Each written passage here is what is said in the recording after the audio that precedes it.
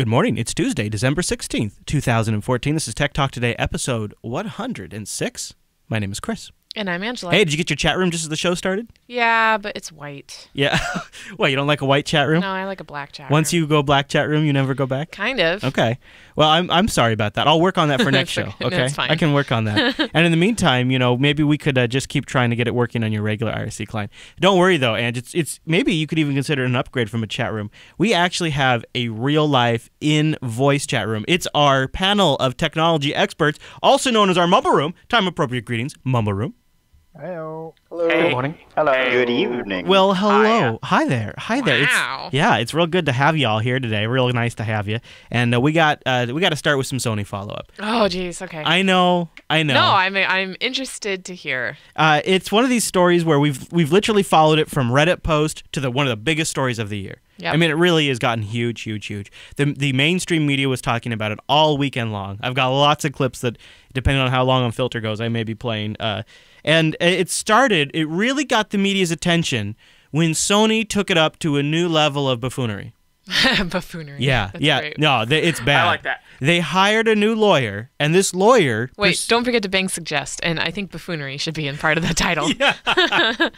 This lawyer, this new hotshot lawyer that Sony hires, has begun sending cease and desist letters to media outlets saying, Right. those Sony documents you have a copy of, you have to destroy all of that, and that is corporate information, it is intellectual property, it is trade secrets, you must destroy all of it, and Sony, with the veil of a threat of a legal lawsuit, some sort of lawsuit, you cannot publish. Do not publish. And of course, then what's the media do? They get all riled up because now you're telling them what they can't do. And yeah, freedom of speech and blah, Yeah. blah, blah.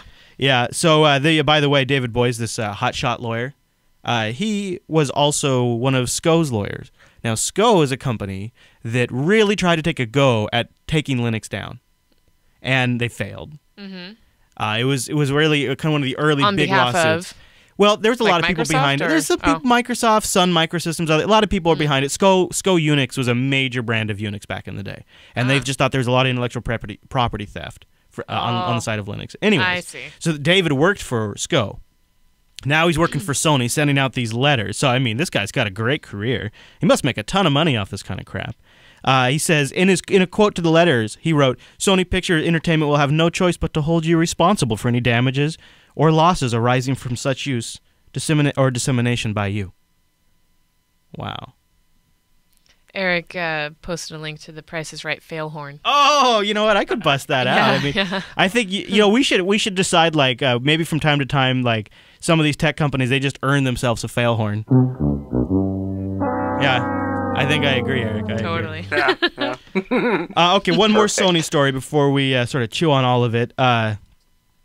In the leaked documents, it comes some of the things that Sony's been doing. There's been a lot of things people have been talking about. Things they said about Angelina Jolie, blah, blah, blah. Obama. No, really. Okay. There's a lot of but it feels kind of gossipy kind of stuff. Mm-hmm. Here's one that got my attention in the leaks, and it was pointed out by Torrent Freak. Sony had planned to flood torrent sites with quote-unquote promo torrents of its own content. Yeah. It's Sony Pictures. Pirate Bay, though. Yeah. Oops. Yeah. Isn't this interesting? And this was being developed by a Sony Pictures TV network. They said it was going to be called a guerrilla marketing campaign to convert users of the Pirate Bay, Kick-Ass Torrents, and other torrent sites into paying customers. The company planned to flood the torrent sites with promos for the Hannibal show disguised as pirated copies of the popular TV show. The revelations are part of the Sony Pictures leak, which contained discussions of the plan, framing it as a brilliant, this is a quote from the documents, brilliant anti-piracy social campaign.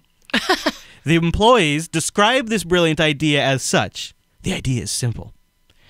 We made a promo dedicated to Hannibal, which is convincing people in very creative and non-invasive ways to watch Hannibal legally instead of downloading it from torrents. And then they go on to say, this promo is supposed to be downloaded on the torrent sites, imitating the first episode of Hannibal Season 2, but in reality would be only a 60-second promo. The torrent sites are exactly the place where the people just after the U.S. premiere would be searching for the first episode of Season 2. The success of this project is more than 100% sure. That's actually in the documents. Well, it's going to be 100% luck. maybe that's why the Pirate Bay went down. They didn't want to, have to make their users pay for their stuff, so they came up with this whole cover story that they got taken down. This was from a division in Central Europe. When it got over to Sony Pictures headquarters in Los Angeles, Executive Vice President emphasized it was a no-go in the leaks. He says, forget about site blocking strategy. If we start putting legitimate PSAs or promos on sites that we've flagged to governments as having no legitimate purpose other than theft, PSAs being for public good, etc., they would be setting a bad precedence. In other words, they're working with governments to shut down these websites, and if they go and put their own content up there as a PSA, doing so would demonstrate that these sites could be used for other things other than piracy. And Sony's fundamental arguments to these governments to trying to get them to shut them down is that these sites have no valid use other than piracy. I feel like this could be applied in broader things like, when we give arms to the Mexican cartels, we could just call it, you're doing a Sony. Oh, wow. Wow. It's I don't know if it's quite on that level of bad, but it does feel a little bit like... No, but it's just...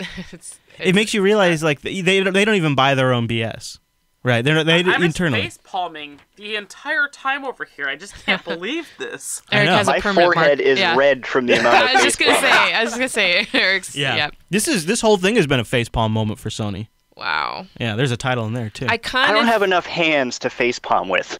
I kind of feel like it might. It feels a little more legit now. Oh, it's always been legit. No, I didn't feel. Oh, really? No. The part that I've never believed is legit, and now the FBI, by the way, has come out and said there's no evidence that North Korea was involved. Yeah. That part has never felt legit to me. To me, it's always felt like a disgruntled employee. I don't know though. Who knows? But it's a mess, and it's just embarrassing too, and that's why they're sending out those letters to the media. Speaking of embarrassing, Ars Technica had a little bit of a hack over the weekend, or some kind of defacement. I don't even know if I want to call it a hack. And it didn't seem to be a big deal. They're already back online. I didn't even see it. But Ars Technica fell victim to the defacement. The site's front page went black with the text reading Ars Security in quotes, or actually not in quotes, alongside a couple of Twitter handles, presumably those who'd taken control of the site. There's also some music playing. Why would they do that? Why would they put their own Twitter handles on there? Well, because they probably anonymously signed up for Twitter with those accounts. Well, yeah, and they just want it because they want to brag, right? There's also some music playing to keep you occupied while you wait for the site to come back online. Although it wasn't widespread completely for Ars. Some of Ars's global endpoints didn't appear to be displaying the message. So depending on where you were in the world, you didn't see it. Did anybody in the Mumble Room happen to see this Ars hack? I sadly did not, but at the same time, I'm wondering who on earth would want to hack Ars of all places. The Verge. The Verge very limp-handedly. There's listen to this limp-handed assignment of blame. This is where the hell does this even come from? As for the hack itself, well, it appears to be similar to the Syrian Electronic Army hacks that went around earlier this year. These attacks typically involve rerouting sites' address to other locations through a DNS attack. Well, okay. That's a very common way of doing it. Yeah. And I didn't get to see it, but some folks in the TechSnap audience did, and I think they screenshotted it and submitted it to the TechSnap subreddit. So I think it's over there too. So I feel bad for Ars. We like Ars. Okay. Now this next story, it's one story in itself, but I think it's the overall trend that I find to be pretty interesting. A lot of news recently around HBO going online, streaming only. You don't have to have an HBO subscription. They're talking. There's rumors about, but it could be really expensive, like rumors like $25 a month. That's not really expensive. Well, for HBO only. No. Okay. All right. Well, that's how then. If there's guaranteed, there's probably two good shows that you'd watch. Yeah. So I don't know. I kind of feel like that's worth it. That might actually be a good idea because, my grandparents want to get rid of cable. My grandmother knows how to use the internet. She would love that. This is the thing, and well, they would make it dead simple too, because they would just take the HBO Go app, and it's on the Roku, it's on the Fire Stick now. That was another thing that came out. It's on the Amazon Fire Roku. TV. Yeah, or it's coming to the Fire Stick, and it just launched on Amazon Fire. Now they haven't done this yet, but there are rumors that they're going to do this. But today, NBC is live streaming some of their network shows directly on the internet. So they're also going for cable cutting, cord cutting, kind of. It's like phase one. And yes. I thought this was cut them all out. Cut all the things. Well, but that's the problem is they're not, right? But here's my hope: is this might be something that maybe at the end of 2015 you don't have to have a cable subscription. Like maybe this is how they start it. Yeah. And so here we are at the end of 20. So here, let me tell you the details because it's not awesome, but I think it could be a beginning of a new trend.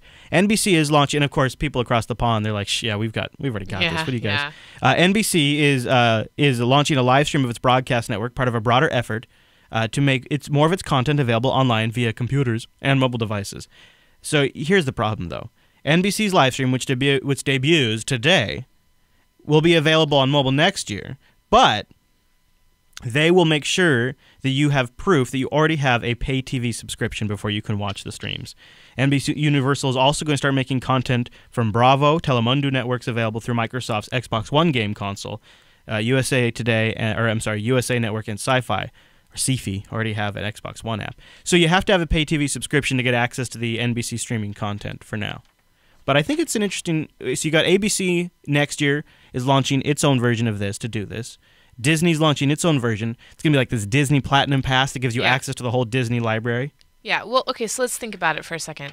People pay probably somewhere around $60 to $90 on average for cable, right? Oh, I bet at least, yeah. At least, yeah. I know it's a lot more for some people, but like the basic package is that. But probably, if they can get if they can get somebody to pay $25 for one channel, that I think there's a lot bigger of a profit margin there. And but if they buy more than one channel, 3 channels, say at $25, that's $75 a month. That already is hitting the middle of what people are. I mean, like, so it's just, I don't see it as a loss for the it's not. Cable That's company. why they're doing it this way. It's because that's why HBO is going to charge so much. Is because how HBO makes money today is by getting money from the cable they networks. Have really good productions too. Well, yeah, but they don't have ads.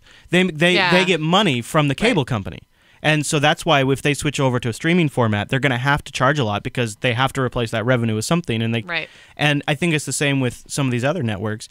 And what I think at the same time you have happening is if you could select just the content you want to watch from the big networks, I think there's now enough content online from Netflix, from podcasts, from YouTube, that fills in the rest of those gaps where I don't feel like I'm missing out on anything on TV, really. Right. Because eventually it'll either hit Netflix or I'll just skip it and I have other content to choose from now. So if HBO came in and said, all right, well, we're kind of jiving that you're doing more of a buffet style instead of like, here's the menu, you get to pick just from the menu, you're just having at it like we do now, HBO could snap into that pretty well.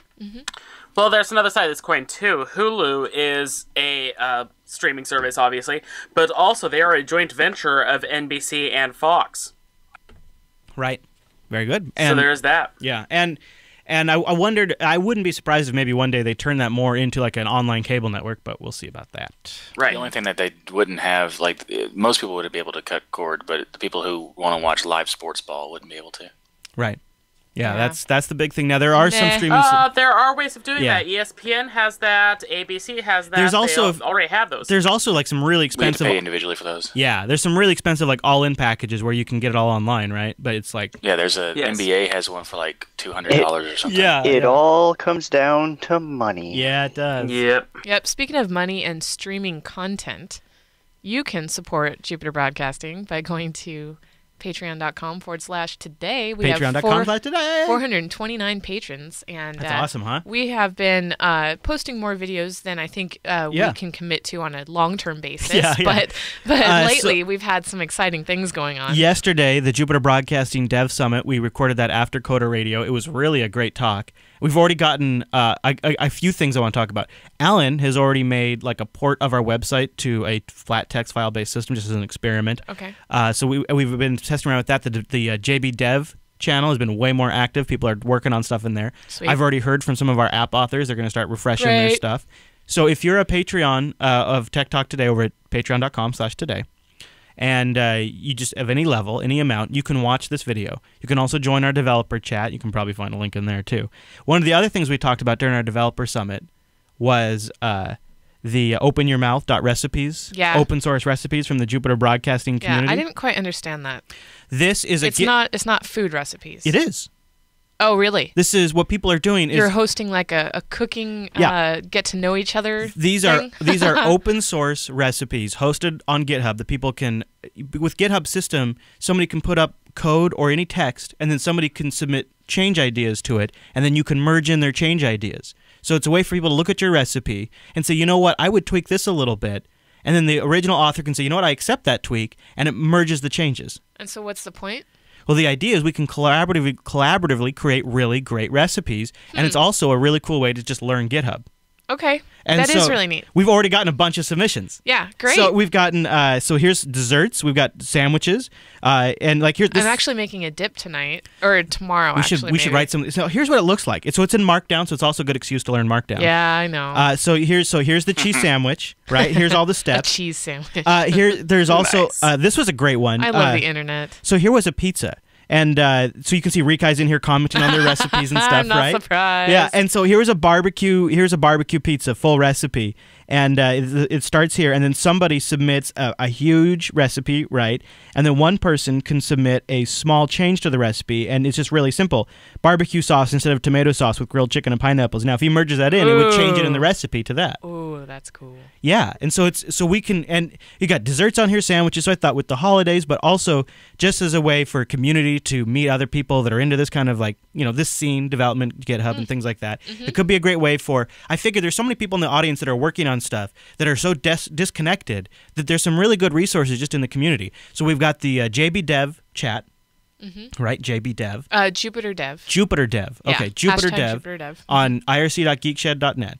If you're a patron over at patreon.com/today and supporting the whole network, you also get access to the Dev Summit. We're going to have future Dev Summits. We'll have them up on the calendar at jupiterbroadcasting.com/calendar. It's an open mumble room for anybody to join us. Yep. Talk about this stuff. If you'd like to see the open source recipes, go to openyourmouth.recipes with an S at the end. Openyourmouth.recipes, and it'll take you to Rikai's GitHub page. Oh, look at this one with honey mustard sauce. What? I don't know if it's complete enough. We're an IT group. There's no grilled cheese and ramen in there. Yeah, no, there's lots. Oh, I'd love to see a ramen recipe like where it's got bacon and oh my gosh, green onions. Well, we should upload whenever the bacon I make method. Chicken flavored ramen, I always add egg to it or something else just to make it a little better. Egg drop ramen, where you take a boiled egg. Yeah. So anyways, openyourmouth.recipes, go check it out, contribute, add just lots of opportunity. And you could be, here's the other thing, is if we get a particular recipe that gets a lot of traction, I think I'm going to make it. Yeah. That'd be good. Yeah, and so if we get a crazy pizza, we could make the pizza. In fact, did you post that in, I guess we talked about it in the Summit. The Dev Summit, yeah. But the official URL is openyourmouth.recipes. Yep. And patreon.com/today is where you go to support the Jupiter Broadcasting Network. Thank you, everybody who does. Also, I guess maybe worth mentioning, we have another video that I posted on Friday, late Friday. I don't usually post late on Fridays, but I posted a video talking about the new modular production workflow we have for Women's Tech Radio, and also how that could change future shows, too. You know what's interesting is a lot of the feedback, or a lot of the reasons why you're changing it, somebody emailed in suggesting those changes. Oh, really? Yeah. I'll read it to you after the show. But yeah, cool. It's really interesting. Like, he picked up on a lot of things that you're fixing already. So yeah, so there you go. And you can find out about that. And we're starting with Women's Tech Radio because it's a safe place to experiment, but it could be a way that we bring up production quality across all of the shows and also scale up our production capacity. So, and in terms of editing and things like that. So that's all over there on the Patreon page too for you supporters. And I posted that on Friday. I won't say how I did it. It's too embarrassing. All right, Mumble Room, thank you guys for being here. Now, I hope you'll join us tomorrow. In fact, why don't you do me a solid? Why don't you show up tomorrow through Friday, jblive.tv, 9 a.m. Pacific, noon Eastern. And you'll be here tomorrow with a special review of a highly anticipated gadget that we purchased during one of our Kickstarters of the week. Yep. We'll have that review in tomorrow's Tech Talk Today. Should be a gripping episode. All right, techtalktoday.reddit.com. Go there to submit any stories. If we had an episode where you thought, how come they didn't talk about this? Why didn't they mention this? Well, go to the Reddit. Put it there, techtalktoday.reddit.com, and it'll show up in front of our faces. No guarantee, but we'll likely see it. All right. If Comcast so wills. Yeah, exactly. Yeah, depending on the Comcast will. Now, we're going to do some retro holiday commercials because I can. So we're going to start with, Ange, you're a Shutterbug. You love taking pictures. Yep. I think if you were a mom back in the, I think this was late 70s, early 80s. Nope, I'll stay here. Thanks. I think you probably would have had one of these gadgets to take pictures of our adorable kids. You're going to have to watch and find out what I'm talking about. Thanks for being here today, everybody. See you tomorrow. Wake up, toys, or you're going to miss Christmas Eve with the Kodak disc. Someone got the family a Kodak disc. Just look at all the shots they're not going to miss. There's never been a time that's better than this to give someone the Kodak disc. Nothing Nothing's easier to use than the Kodak Disc camera. It loads in a snap and knows just when to flash. No wonder it's such a great Christmas gift. So when you go out and shop, just remember to stop